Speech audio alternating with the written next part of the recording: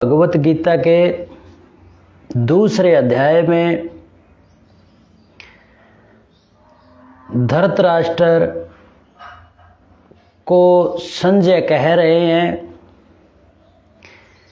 कि राजन, कायरता से व्याप्त हुए अर्जुन के प्रति जो विषाद कर रहे हैं और आंसुओं के कारण जिनके नेत्रों की देखने की शक्ति अवरुद्ध हो रही है, ऐसा हाल देख करके भगवान मधुसूदन यह वचन बोले।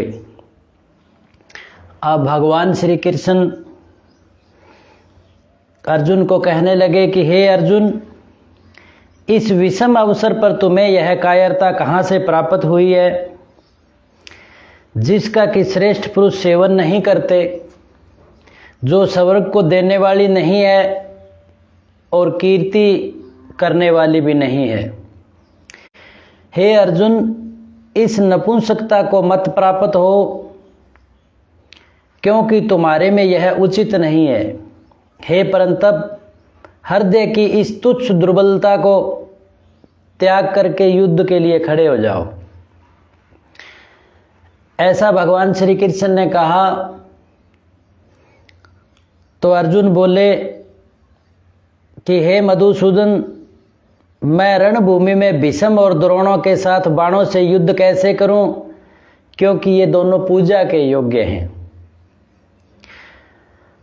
और कहने लगे कि महानुभाव गुरुजनों को ना मारकर इस लोक में मैं भिक्षा का अन्न खाना श्रेष्ठ समझता हूं, क्योंकि गुरुजनों को मारकर यहाँ रक्त से सने हुए हाथ और धन से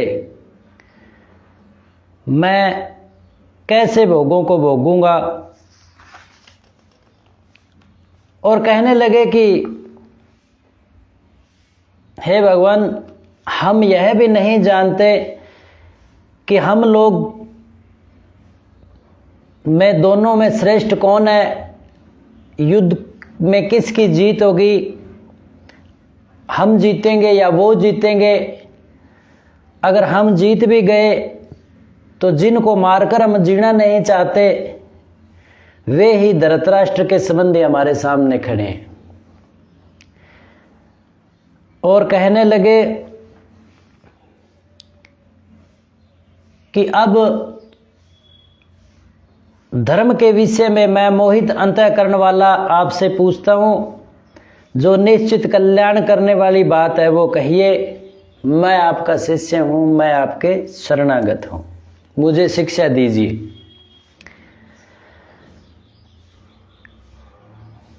और अर्जुन कह रहे हैं कि पृथ्वी पर धन धान्य समृद्ध और शत्रु रहित राज्य तथा देवताओं का आधिपत्य भी मिल जाए, स्वर्ग का राज भी मिल जाए, फिर भी ये इंद्रियों को सुखाने वाला शौक है वो दूर नहीं होगा। अपनों को मार करके जो पीड़ा होगी वो दूर नहीं होगी, ऐसा मैं समझता हूं।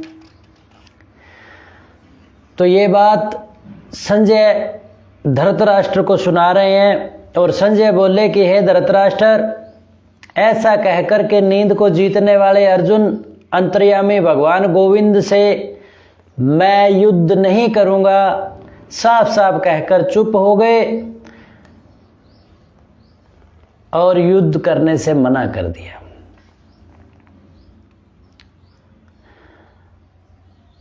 अब जब ये बात सुनी तो भगवान श्री कृष्ण मंद मंद मुस्काए, क्योंकि कुछ ही समय पूर्व जो योद्धा कह रहा था कि मैं इन क्षत्रियों को देख लूं, मेरे को दिखाइए, और अब वही अर्जुन कह रहा है मेरे से युद्ध नहीं होगा। इस बात पर भगवान श्री कृष्ण मुस्काए। और दूसरा मुस्काने का कारण यह भी था कि अर्जुन ने कहा कि क्षत्रिय रहित हो जाएंगे, स्त्रियां दूषित हो जाएगी, वर्ण संकर पैदा हो जाएंगे, कुल धर्म नष्ट हो जाएगा, अधर्म दबा लेगा, वो बात भी कही। और युद्ध करने से मना भी किया। तो इस पर भगवान श्री कृष्ण बोले कि हे अर्जुन, तुमने शोक न करने वाली बात का तो शोक किया और बड़ी विद्वता की बातें कह रहे हो, परंतु जिनके प्राण चले गए उनके लिए और जिनके प्राण नहीं गए उनके लिए पंडित लोग शोक नहीं करते, यानी दुख नहीं करते। अब यहां से भगवान श्री कृष्ण अर्जुन को ज्ञान दे रहे हैं कि शोक न करने वाली वस्तु का शोक कर लिया, यानी जो स्वतः ही नश्वर है, एक दिन नाश होगी, उसको बचाने का प्रयास कर लिया, और जो अजर अमर है वो बात समझे नहीं। तो भगवान श्री कृष्ण अर्जुन को अगले श्लोक में कह रहे हैं कि किसी काल में मैं नहीं था, तू नहीं था और ये राजा लोग नहीं थे, ये बात नहीं है। अब ये बात हमारे पर भी लागू होती है कि ये थोड़े ये महाभारत के युद्ध के समय हम नहीं थे, हम उस समय भी थे, अब भी हैं, आगे भी रहेंगे, और इसके बाद हम सभी नहीं रहेंगे, ये बात भी नहीं है। रूप ही कन्वर्ट होता है। शरीर बदल जाएगा, आत्मा तो जो मैंपन है, चेतन है, वो तो वही रहेगा। अब भगवान श्री कृष्ण अर्जुन को कह रहे हैं कि जैसे देहधारी के इस मनुष्य शरीर में जैसे बालकपन आया, चला गया, जवानी आ गई, जवानी चली गई, वृद्धावस्था होती है, ऐसे ही दूसरे शरीर की प्राप्ति होती है। उस विषय में धीर मनुष्य मोहित नहीं होते। जैसे कोई कपड़ा पुराना हो जाता है, नए कपड़े पहन लेते हैं, तो उसमें कौन शौक करता है, ऐसे ही धीर मनुष्य जो ज्ञानी है, जिसको ज्ञान है, वो मोहित नहीं होते, क्योंकि वस्त्र की तरह ये शरीर बदलते रहते हैं। हे कुंती नंदन, इंद्रियों के विषय जड़ पदार्थ तो शीत उष्ण सुख दुख देने वाले हैं, आने जाने वाले अनित्य हैं। हे भरतवंश उत्पन्न अर्जुन, तुम इसको सहन करो। जैसे गर्मी सर्दी आती है, चली जाती है, ऐसे ही इंद्रियों के विषय है जो सुख दुख देने वाले हैं, इसको तुम सहन कर लो। ये जो हमारी पृथ्वी है, इसमें 3 गुण है, सत्व रज तम, और इन्हीं गुणों और प्रकृति के अधीन है जो मनुष्य सुख दुख भुगतता रहता है। कह रहे हैं कि कारण कि हे अर्जुन, सुख दुख में सम रहने वाले जिस बुद्धिमान मनुष्य को ये विचलित नहीं करते, वह अमर होने में समर्थ हो जाता है, अर्थात अमर हो जाता है। कि हे अर्जुन, जिस बुद्धिमान मनुष्य को ये सुख दुख में विचलित नहीं कर पाए, उग्र और व्यग्र ना हो, तो वो व्यक्ति अमर होने में समर्थ हो जाता है, अमर हो जाता है, क्योंकि वो स्थिति में स्थित हो जाता है। और सुख दुख भी उसी को ही विचलित करते हैं जो बुद्धिमान ना हो। क्यों? जैसे कि किसी ने जैसी फसल बोई, कुछ समय बाद वो वैसी ही फसल प्राप्त कर लेगा। अब वर्तमान में जो गेहूं या अन्य फसलें निकाल रहे हैं, तो कुछ समय पूर्व उन्होंने बीज बोया, जिस जिस फसल का बीज बोया वैसी वैसी फसल प्राप्त हुई।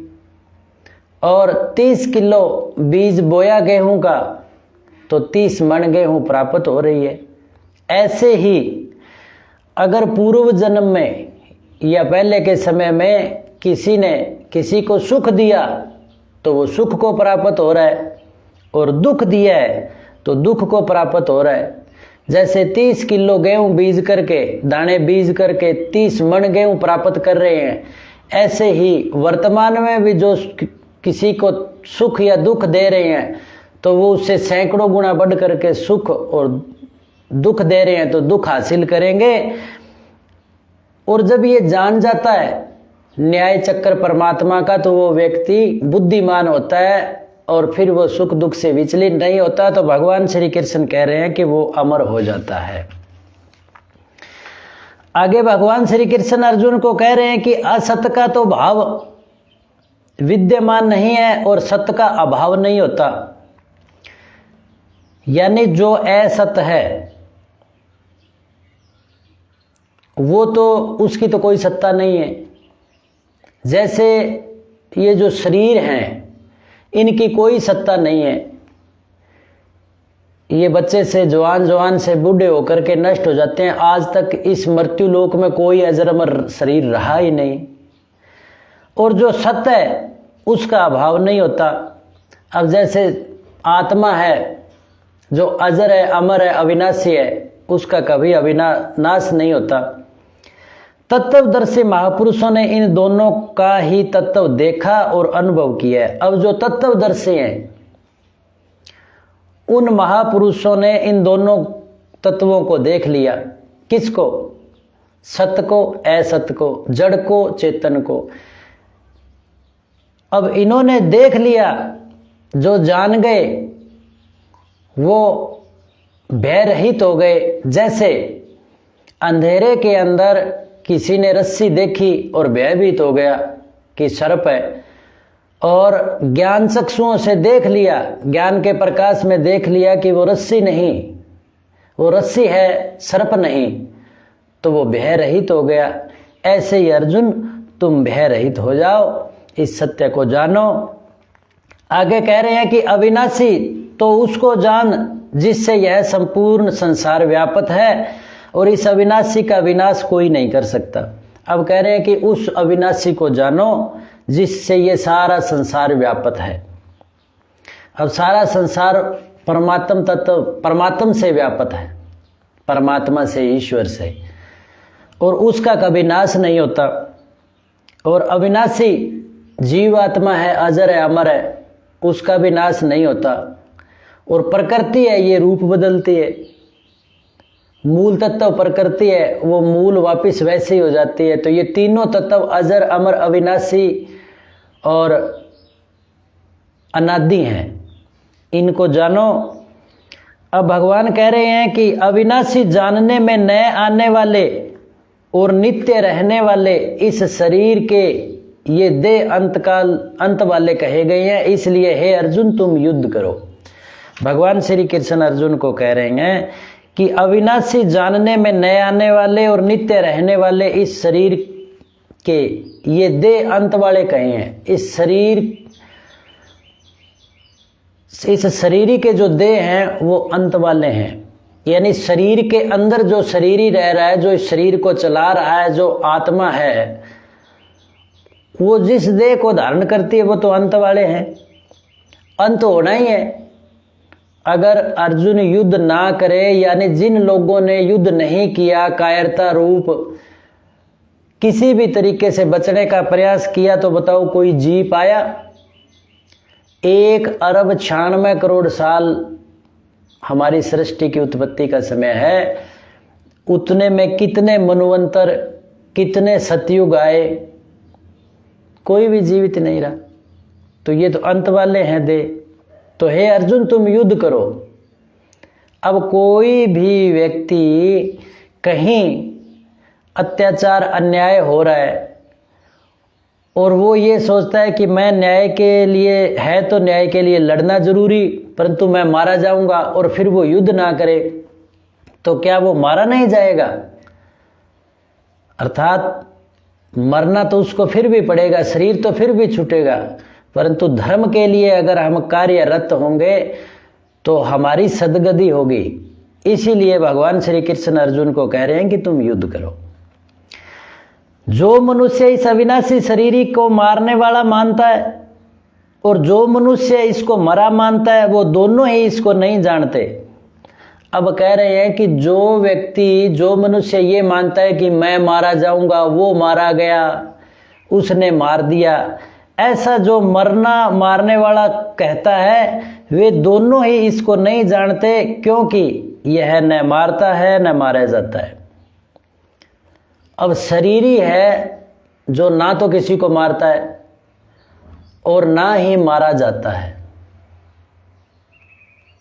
और जो नहीं जानता वो ये कहता है मरने जन्मने में, क्योंकि आत्मा है जो अजर अमर है और आत्मा ने जिस शरीर को धारण किया है वो नाश होने वाला है, वो सदा अमर नहीं रहने वाला। तो भगवान श्री कृष्ण अर्जुन को कह रहे हैं कि यह शरीरी यानी जीव आत्मा कभी कभी जन्मता है न मरता है और यह उत्पन्न होकर फिर होने वाला भी नहीं है। अब ये जो शरीरी यानी जीव आत्मा है वो कभी ना उत्पन्न होता है ना मरता है, ये अनादि है। यह जन्म रहित है, नित्य निरंतर रहने वाला शाश्वत अनादि है। शरीर के मारे जाने पर भी यह नहीं मारा जाता। जो शरीरी है, जो जीव आत्मा है, वो शरीर नहीं रहेगा तो भी नहीं मारा जाएगा। अब देखो इसमें एक छोटी सी बात समझने की है कि जितने भी शरीर है वो सारे के सारे जीव आत्मा के कैद खाने हैं। अब कोई कुत्ते के शरीर में कैद है कोई जीवात्मा, कोई हाथी के शरीर में कैद है जीवात्मा और कोई मनुष्य के शरीर में कैद है जीवात्मा। अब इस कैद से जीवात्मा को छुटाना है, तब संत कहते हैं मुक्ति प्राप्त करना। पहले हमें ये बात समझनी पड़ेगी कि हम कैद किसकी में हैं और कौन कैद में है। अब कैद में है तभी तो मुक्ति चाहिए। तो ये जो जितने भी शरीर हैं वो सारे के सारे जीव आत्मा के कैद खाने हैं और उस कैद खानों से जीव आत्मा को स्वतंत्र करवाना है। अब पहले तो ये बात समझनी पड़ेगी, फिर ये समझाना पड़ेगा कि ये कैद में जीव फंसा कैसे। अब जैसे ये फंसा वैसे ही निकलेगा। अब फंसा कैसे है कि जीव आत्मा कर्मों के द्वारा लिपायमान, कर्मों में लिपायमान होकर के शरीर रूपी कैद खाने में फंस गई। अब कर्मों में लिपायमान न होकर के और जो पूर्व में कर्म किए हैं उन कर्मों को भुगत लें और नए कोई कर्म नहीं करें, तब उसको फिर ये कैद खाना नहीं मिलेगा। भगवान श्री कृष्ण ने अर्जुन को बताया भी है, आगे इसका प्रसंग आएगा कि कर्म क्या है, अकर्म क्या है और विकर्म क्या है। परंतु यहां भगवान श्री कृष्ण अर्जुन को कह रहे हैं कि हे प्रथानंदन, जो मनुष्य इस शरीरी को अविनाशी नित्य जन्म रहित अव्यय जानता है वह कैसे किसको मारे और कैसे किसको मरवाए। अब ये जो शरीरी है वो उसको जो जानता है तो उसको पता है ये कैसे किसको मरवाए कैसे किसको मारे। यानी शरीरी जीव आत्मा एक एनर्जी है, एक पावर है। अब ये जीव आत्मा खुद मारती मरवाती मरती नहीं है। जैसे आप बिजली का उदाहरण लें, लाइट का। बिजली ना तो किसी को ठंडक देती है, ना किसी को गर्मी देती है और ना ही किसी को हवा देती है। स्वयं बिजली नहीं देती, परंतु उस एनर्जी से जैसा साधन है वो साधन वैसा व्यवहार करने लग जाता है। अब जैसे बिजली की एनर्जी फ्रीज में आ गई, फ्रीज ग्रहण करेगा तो फ्रीज का स्वभाव है ठंडक देना, कूलर का स्वभाव है ठंडक देना, वो ठंडक देगा। अब उसी लाइट से हीटर का जो साधन बना हुआ है तो वो गर्मी देगा और उसी बिजली से उसी लाइट से अगर बल्ब में भेज दी जाए तो बल्ब प्रकाश देगा। अब समझने का प्रयास करें कि बिजली स्वयं ना तो प्रकाश दे रही है, ना ही गर्मी दे रही है और ना ही ठंडक दे रही है। जो साधन है वैसा उसमें स्वभाव बरत रहा है। तो ऐसे ही जीव आत्मा है, वो कुछ कर्ता करवाने वाला नहीं है। जैसा साधन है, यानी जैसे प्रकृति वाले शरीर हैं वैसा ही वो उसमें क्रिएट कर रहा है। सतोगुणी का है, रजोगुणी का है, तमोगुणी का है। तो ये बिल्कुल समझने के लिए हमें साधना की, तपस्या की, सत्संग की जरूरत पड़ती है। उसमें इस विषय को पूरा समझा जा सकता है। अब भगवान श्री कृष्ण अर्जुन को आगे कह रहे हैं कि मनुष्य जैसे पुराने कपड़ों को छोड़कर दूसरे नए कपड़े धारण कर लेता है, ऐसे ही देही पुराने शरीरों को छोड़ करके नए शरीर में चला जाता है। ये जो शरीर है जीवात्मा है, ऐसे ही नए शरीर धारण कर लेता है जैसे हम पुराने कपड़े छोड़ के नए कर लेते हैं। अब भगवान श्री कृष्ण अर्जुन को कह रहे हैं आत्मा के बारे में, जो ये बोलता है, जिसके कारण ये शरीर चल रहा है, उसके के लिए कह रहे हैं। क्योंकि अर्जुन की ये समझ थी कि मैं मारा जाऊंगा या ये मारे जाएंगे। तो भगवान श्री कृष्ण कह रहे हैं कि शस्त्र इस शरीर को काट नहीं सकते, अग्नि इसको जला नहीं सकती, जल इसको गीला नहीं कर सकता और वायु इसको सुखा नहीं सकती। कि नैनम छिंदती शस्त्राणी नैनम दहती पावक। और यह शरीर काटा नहीं जा सकता, जलाया नहीं जा सकता, गीला नहीं किया जा सकता, सुखाया नहीं जा सकता, कारण कि यह नित्य रहने वाला, सब में परिपूर्ण, अचल स्थिर स्वभाव वाला और अनादि है। ये जो शरीरी है, ये जो जीवात्मा है, वो स्थिर है, अनादि है और नित्य रहने वाले हैं।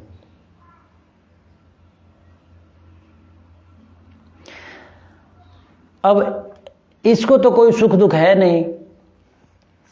तो भगवान श्री कृष्ण अर्जुन को कह रहे हैं कि यह देही प्रत्यक्ष नहीं दिखता। अब ये है जो प्रत्यक्ष नहीं दिखता, यह चिंतन का विषय नहीं है, यह निर्विकार कहा जाता है। और यह चिंतन का विषय भी नहीं है और यह निर्विकार है, इसमें कोई विकार भी नहीं आता। आत्मा जैसी है वैसी ही रहती है। इस देही को जानकर, ऐसा जानकर के शोक नहीं करना चाहिए। तो हे अर्जुन, अब जो उनकी जीव आत्माएं हैं, चाहे दूसरे पक्ष वाली है चाहे अपनी है, ना वो नष्ट होंगे ना अपने नष्ट होंगे। तो जब तुम देही को जान लो, ऐसा जान करके तुम शोक नहीं करोगे। हे महाबाहो, अगर तुम इस देही को नित्य पैदा होने वाला, नित्य मरने वाला भी मानो, तो भी इस प्रकार शोक नहीं करना चाहिए। अब भगवान श्री कृष्ण अर्जुन को कह रहे हैं कि ये देही है, अजरमर है, और अगर इसको तुम ये ना समझो, अगर ये समझ लो कि जन्म हुआ मरे, जन्म हुआ मरे, जन्म हुआ मरे, अगर ऐसा भी मान लो, तो भी तुम्हें शोक नहीं करना चाहिए। फिर भी युद्ध करो, मरो और मारो। क्यों? कारण कि पैदा हुए की जरूर मृत्यु होगी। जो पैदा हुआ है उसकी मृत्यु अवश्य है, और मरे हुए का पुनः जन्म अवश्य है। इसका निवारण नहीं हो सकता। अतः इस विषय में तुम्हें शोक नहीं करना चाहिए। तो हे अर्जुन, तुम्हें इस विषय में शोक नहीं करना चाहिए, क्योंकि तुम चाह करके भी ना तो इनके शरीरों को बचा सकते, ना खुद के शरीर को बचा सकते। ये तो नष्ट होने ही होने हैं, कोई ना कोई बहाना लगना ही लगना है। इसलिए धर्म का त्याग नहीं करना चाहिए। आगे भगवान श्री कृष्ण अर्जुन को कह रहे हैं कि सभी प्राणी जन्म से पहले अप्रकट थे और मरने के बाद अप्रकट हो जाएंगे, केवल बीच में ही प्रकट दिखते हैं। अतः इसमें शोक करने की बात ही क्या है। अब भगवान श्री कृष्ण अर्जुन को कह रहे हैं कि ये जो प्राणी थे वे पहले अप्रकट थे, मरने के बाद में जो जीवात्मा हमारे परिवार समाज से उठ करके चली जाती है, वो जन्म से पहले अप्रकट होती है, शरीर छोड़ करके चली जाती है तो फिर अप्रकट होती है। इसमें शोक करने की क्या बात है। अब इसमें एक उदाहरण है। जो जानता है वो तो इस बात को समझ लेता है, जो जानता है वो नहीं समझ, जो जानता नहीं है वो नहीं समझ पाता। जैसे मान लो किसी ने गेहूं देखी है और गेहूं पैदा होने का सिस्टम क्या है ये नहीं जानता हो तो वो उसको नहीं समझ पाएगा। जो खेतों में काम करते हैं उनके जो बच्चे हैं उनसे आप पूछ लो खेत में फसल जो खड़ी होती है गेहूं की, तो कोई पूछे कि ये क्या है तो वो ये कहेंगे ये गेहूं है। अब जिसने गेहूं की फसल नहीं देखी, केवल गेहूं का दाना ही देखा है, वो कहेगा ना भाई ये तो गेहूं नहीं है, गेहूं तो मैंने देखी हुई है, उसके तो ये दाने होते हैं, ये तो घास है। अब आप बताओ कि उसमें सत्य कौन बोल रहा है?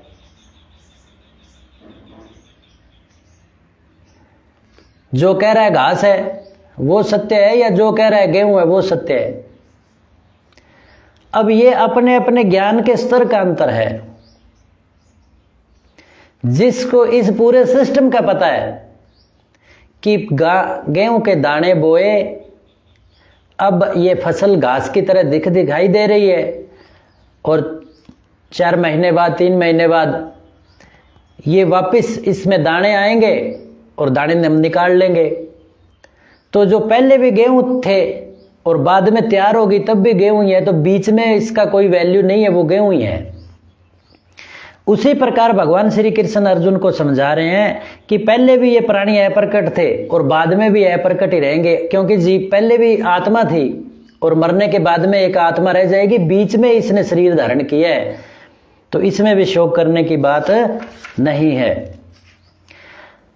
अब इस तत्व ज्ञान को समझाते हुए भगवान श्री कृष्ण अर्जुन को कह रहे हैं कि इस जो जीवात्मा है, अब कोई इस शरीरी को यानी जीवात्मा को आश्चर्य की तरह से देखता है, बड़ा आश्चर्य की तरह से देखता है कि जीवात्मा है जो इस शरीर को चलाती है, सारे सिस्टम उसके होने से होते हैं, और ये जब निकल जाती है तो शरीर चाहे कैसा ही हो पड़ा रहेगा, बस खत्म। ना आंख देख पाएगी, ना कान सुन पाएंगे, ना सांस चलेगी। वैसे ही दूसरा कोई इसका आश्चर्य की तरह वर्णन करता है, अब कोई दूसरा इसका वर्णन करता है आश्चर्य की तरह, और अन्य कोई आश्चर्य की तरह सुनता है, और अन्य कोई आश्चर्य की तरह सुनता है कि ये क्या सिस्टम क्या है, क्या है जीवात्मा, कैसे शरीर से जुड़ी। अब वैसे प्रकरण आता है कि शरीर भी 3 है, कारण शरीर, सूक्ष्म शरीर, स्थूल शरीर। ये स्थूल शरीर है। अब स्थूल शरीर में सुख दुख भुगतते हैं हम, और जब हम सपने में होते हैं, सोए हुए होते हैं, तो ये आंखें बंद होती है, कमरे में सोते पड़े हैं, परंतु हम डर जाते हैं कि हमारे कोई पीछे लगा या सांप ने काटा या सुख महसूस किया, किससे मिले, आनंद आया, कोई चीज खा रहे हैं। अब ये जीव कमरे में पड़ी है और निद्रा की अवस्था में है, परंतु हम सुख दुख भुगत रहे हैं, तो वो शरीर है, वो सूक्ष्म शरीर वहां जाकर के सुख दुख भुगतता है। तो ऐसे ये जो जीवात्मा का जो सिस्टम सुनता है, अब कोई तो इसको आश्चर्य की तरह देखता है, कोई इसको आश्चर्य की तरह वर्णन करता है, और कोई इसको आश्चर्य की तरह सुनता है कि ये कौन सी चीज है जो सुख दुख भुगतती है। शरीर यहां पड़ा है, सुख दुख वैसे भुगते हैं, जाग आती है तब हमें पता चलता है अरे हम तो यहां थे, वो तो व्यर्थ की दुनिया थी। और भगवान श्री कृष्ण अर्जुन को कह रहे हैं इसको सुनकर भी कोई नहीं जानता, अर्थात वह दुर्विज्ञ है, वो उसको ज्ञान नहीं है। जो इस बात पर ध्यान ही नहीं रखता तो वो तो उसको फिर वो ज्ञान नहीं है, दुर्विज्ञ है। जैसे ये पशु पक्षी हैं, जानवर हैं, वो इतना विवेक नहीं है कि वो इस बात को जान पाए। केवल मनुष्य कोई है और वो पशु पक्षी की कोई जीवन की तरह जीता रहे और फिर ये शरीर समाप्त हो जाए तो उसके लिए दुर्विज्ञ बोला है भगवान श्री कृष्ण ने कि हमें ये जरूर जानना चाहिए और धर्म में काम करने चाहिए। तो भगवान श्री कृष्ण अर्जुन को कह रहे हैं कि हे भरतवंशोद्भव अर्जुन, सबके देह में ये देह नित्य ही अवैध है। सारी देहों में जितने भी प्राणी हैं, चींटी से लेकर के हाथी तक, ये जो देह है, जो जीव आत्मा है, वो अवैध है, यानी उसका वध नहीं किया जा सकता। इसलिए तू संपूर्ण प्राणियों के लिए, अर्थात किसी भी प्राणी के लिए तुम्हें शोक नहीं करना चाहिए, किसी भी प्राणी के लिए शोक नहीं करना चाहिए। और अपने छात्र धर्म को देखकर भी तुम्हें विकंपित, अर्थात कर्तव्य कर्म से विचलित नहीं होना चाहिए। और अपने छात्र धर्म को देख करके तुम्हें, और भगवान श्री कृष्ण अर्जुन को कह रहे हैं, हमें सभी को भी, जितने भी लोग सुन रहे हैं, उन सभी को अपने कर्तव्य कर्म से विचलित नहीं होना पर चाहिए। कोई शरीर का मोह नहीं करना चाहिए, धर्म में युद्ध करना चाहिए। शरीर नष्ट हो जाए तो होना ही है, फिर किसी बहाने से और से हो जाएगा, क्योंकि धर्म में युद्ध से बढ़कर क्षत्रिय के लिए कोई दूसरा कल्याणकारक कर्म नहीं है। अब भगवान श्री कृष्ण अर्जुन को कह रहे हैं कि क्षत्रिय के लिए धर्म में युद्ध से बढ़कर कोई कल्याणकारक कर्म नहीं है। और क्षत्रिय को अपने आप प्राप्त हुआ युद्ध जो प्राप्त हो जाता है, तो वो ये समझो कि युद्ध प्राप्त नहीं हुआ, स्वर्ग का दरवाजा खुला हुआ है। हे पर्थानंदन, हे अर्जुन, वे क्षत्रिय बड़े सुखी हैं, भाग्यशाली हैं, जिनको ऐसा युद्ध प्राप्त हो जाता है, धर्म में युद्ध प्राप्त हो जाता है, वो क्षत्रिय बड़े भाग्यशाली हैं। अब अगर तू धर्म में युद्ध नहीं करेगा तो अपने धर्म और कीर्ति का त्याग करके पाप को प्राप्त हो जाएगा। अब अगर कोई तुम धर्म में युद्ध नहीं करोगे तो अपने धर्म और कीर्ति का त्याग करके पाप को प्राप्त हो जाओगे। लोग बुराई करेंगे, कीर्ति अपकीर्ति होगी, कोई कहेगा डरता भाग आया, कोई कहेगा योद्धा था ही नहीं। तो धर्म का त्याग करके भी पाप को प्राप्त हो जाएगा। जैसे मान लो कोई चिकित्सक है और वो किसी का ऑपरेशन कर रहा है, और आधा ऑपरेशन करके बाद में ये कह देना भाई मैं तो ऑपरेशन नहीं करता, अब बस मैं तो सन्यासी हो गया। तो अगर वो डॉक्टर धर्म, चिकित्सक धर्म का त्याग कर देगा तो मरीज मर जाएगा, उसको पाप नहीं लगेगा। तो ऐसे ही भगवान श्री कृष्ण अर्जुन को कह रहे हैं कि इस समय में अब तुम अगर इसका त्याग करते हो तो तुम्हें कीर्ति नष्ट होगी और धर्म का भी त्याग हो जाएगा। और सब प्राणी भी तेरी सदा से रहने वाली अपकीर्ति का कथन और निंदा करेंगे, और सदा तुम्हारी अपकीर्ति होगी, तुम्हारी निंदा करेंगे। जैसे रावण ने सीता के साथ अच्छा व्यवहार नहीं किया तो उसकी अपकीर्ति अभी तक चल रही है ना, तो ऐसे अर्जुन को बोले। और वह अपकीर्ति सम्मानित मनुष्य के लिए मृत्यु से बढ़कर दुखदायी होती है। अब कोई सम्मानित मनुष्य है तो अपकीर्ति है वो बड़ी दुखदायी होती है, मृत्यु से भी बढ़कर, क्योंकि सम्मानित व्यक्ति को सम्मान नहीं मिलेगा तो कितनी उसको पीड़ा होगी। और आगे कह रहे हैं कि भारतीय लोग तुझे भय के कारण युद्ध से हटा हुआ मानेंगे, और जिनकी धारणा में तू बड़ा बहुमान्य हो चुका है, यानी बड़ा बलशाली मानते हैं जो तेरे को, उनकी दृष्टि में तू लघुता को यानी तुच्छता को प्राप्त हो जाएगा कि कुछ भी चीज नहीं है। और तेरे शत्रु लोग तेरे सामर्थ्य की निंदा करते हुए, वो तुम्हारे जो दुश्मन है अर्जुन, वो तुम्हारे सामर्थ्य की निंदा करते हुए बहुत से न कहने योग्य वचन भी तुम्हें कहेंगे। जो वचन नहीं कहने चाहिए वो झूम झूम के नाच नाच के कहेंगे। इससे बढ़कर और तुम्हारे लिए दुख की क्या बात होगी। यानी युद्ध से तो तुम कह रहे हो कि मैं अपनों को नहीं मारना चाहता, दुख के कारण युद्ध से हट रहे हो, परंतु जब ये आपके साथ बीतेगी तो उस फिर इस दुख से बढ़कर और कौन सा दुख होगा। तो अब ये भगवान श्री कृष्ण अर्जुन को समझा रहे हैं कि अगर तू युद्ध में मारा जाएगा तो तुझे स्वर्ग की प्राप्ति होगी। अब तू युद्ध करो, और युद्ध में अगर मारा जाएगा तो स्वर्ग की प्राप्ति होगी, क्योंकि तुमने कर्तव्य कर्म किया, धर्म पर चले हो। अगर तू जीत जाएगा तो राज्य भोगेगा। इसलिए हे कुंती नंदन, तू युद्ध के लिए निश्चय करके युद्ध के लिए खड़ा हो जा, तू युद्ध कर। अब भगवान श्री कृष्ण अर्जुन को बार बार ये कह रहे हैं कि तू युद्ध कर, और युद्ध करना तुम्हें उचित है। अब भगवान श्री कृष्ण अर्जुन को आगे कह रहे हैं कि जय पराजय लाभ हानि सुख दुख को समान करके फिर युद्ध में लग जा, इस प्रकार तू पाप को प्राप्त नहीं होगा। यानी तू जय पराजय लाभ हानि सबको छोड़ करके अपने कर्तव्य कर्म में लग जा, तेरे को पाप नहीं प्राप्त होगा। हे पार्थ, समबुद्धि तेरे लिए पहले सांख्य योग में कही और अब तू इसको कर्म योग के विषय में सुन। अब ये पहले तो तेरे को सांख्य योग में कही समबुद्धि, और अब तो इसको आगे भगवान श्री कृष्ण कह रहे हैं कि आप कर्म योग में सुन।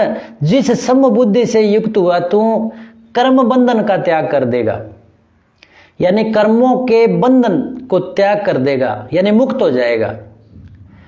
कर्म किए तो हमें बंधन लग गया, क्योंकि कर्म किए ऐसे थे बंधन वाले, और हमें चाहिए मुक्ति मोक्ष।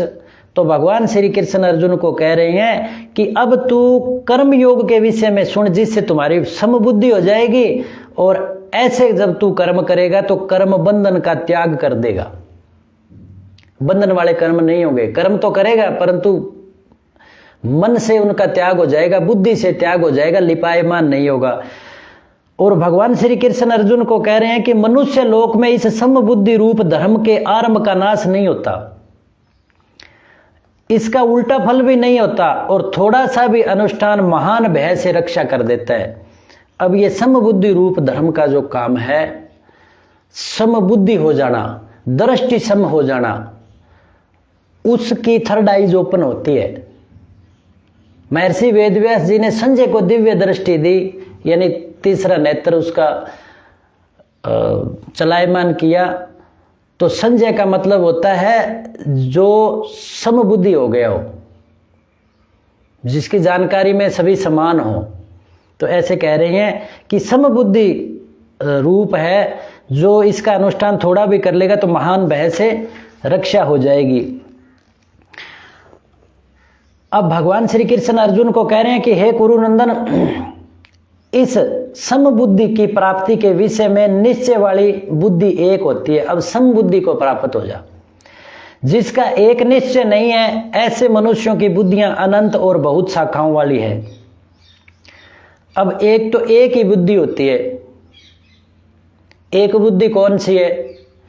कि मेरे को परमात्मा ने भेजा है, गले आए नानका सद्दे उठ जाए। और भेजा किस लिए? माता पिता की सेवा करने के लिए, रिश्तेदार संबंधियों का सहयोग करने के लिए, और अपने बच्चों की सेवा करने के लिए।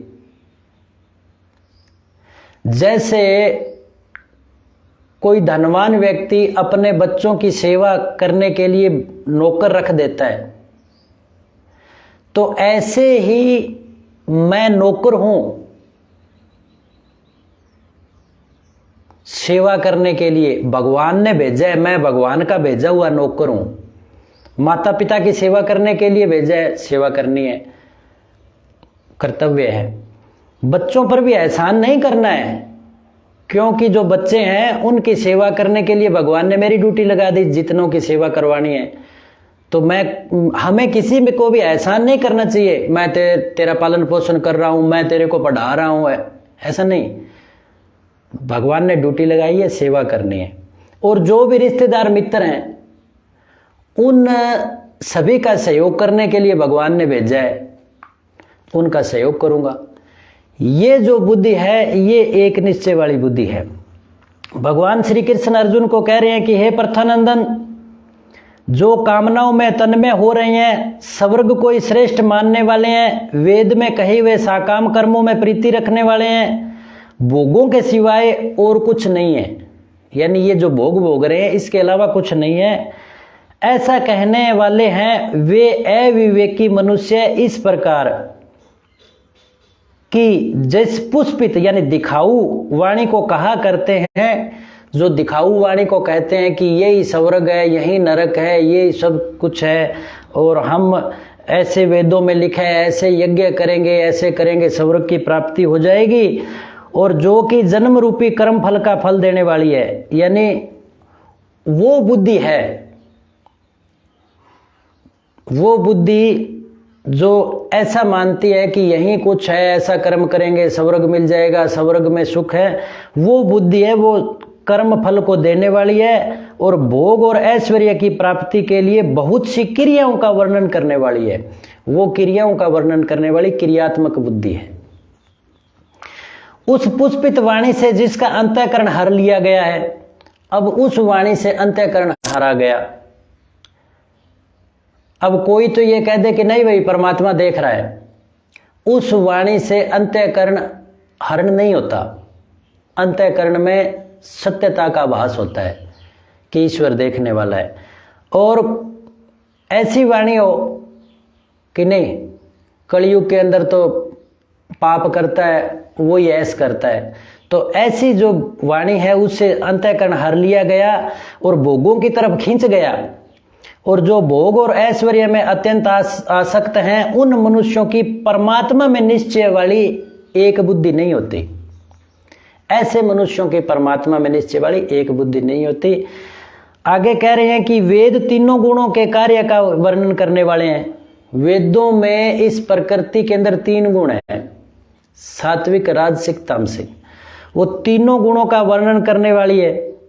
हे अर्जुन, तू 3 गुणों से रहित हो जा, यानी गुणातीत हो जा। वेद में कहा है कि ये तो 3 गुण है,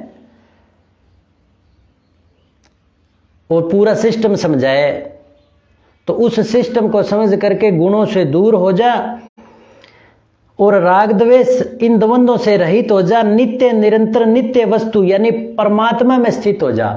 अपने आप को परमात्मा का भेजा हुआ दूत मान लो और सेवा के लिए है। और योग क्षेम की चाहना भी मत रख, यानी कोई सुख की अप्राप्ति की प्राप्ति की प्राप्त है उसकी रक्षा की, ऐसी कोई चाहना ना रख और परमात्म परायण हो जा। गुरु ग्रंथ साहब की वाणी के अनुसार गले आए नानका सद्दे उठ जाए, यानी ऐसा हो जा कि परमात्मा ने भेजा है और बुला लेगा, चले जाएंगे। उसने जो कर्तव्य कर्म किया है वो करना है, मेरे को कुछ नहीं चाहिए। अब इस बारे में मैं सबसे ज्यादा एक लाइन से प्रभावित हुआ। आर्य समाज मंदिर में चले गए तो वहां पर एक लाइन पढ़ी, महर्षि दयानंद सरस्वती के अंतिम वाक्य थे कि ईश्वर तेरी इच्छा पूर्ण हो, ईश्वर तेरी इच्छा पूर्ण हो। तो अब देखो, महर्षि दयानंद सरस्वती परमात्म परायण थे, जो भगवान श्री कृष्ण अर्जुन को कह रहे हैं परमात्म परायण हो जा, वो उस स्थिति में थे। तो अंतिम में उन्होंने तब उनसे ये वचन निकले कि ईश्वर तेरी इच्छा पूर्ण हो, यानी वो परमात्म परायण थे। जो परमात्मा की इच्छा थी, जैसा होना था वैसा करवा लिया। उनकी कोई सुख दुख की, योग क्षेम की चाहना नहीं थी। तो ऐसा भगवान श्री कृष्ण अर्जुन को कह रहे हैं। हम भी वैसा ही बनेंगे जो भगवान श्री कृष्ण ने अर्जुन को कहा है, वो धारणा धारण करेंगे। जैसा महर्षि दयानंद सरस्वती ने बोला, उस वचन का मनन करके हम भी वैसा ही करेंगे, वैसा ही परमात्म तत्व में लीन हो जाएंगे। उसमें ही, उनकी कृपा में ही अपना सब कुछ मानेंगे, यानी परमात्म परायण हो जाएंगे, तब हमारी मुक्ति होगी। बोलो कृष्ण चंद्र भगवान की।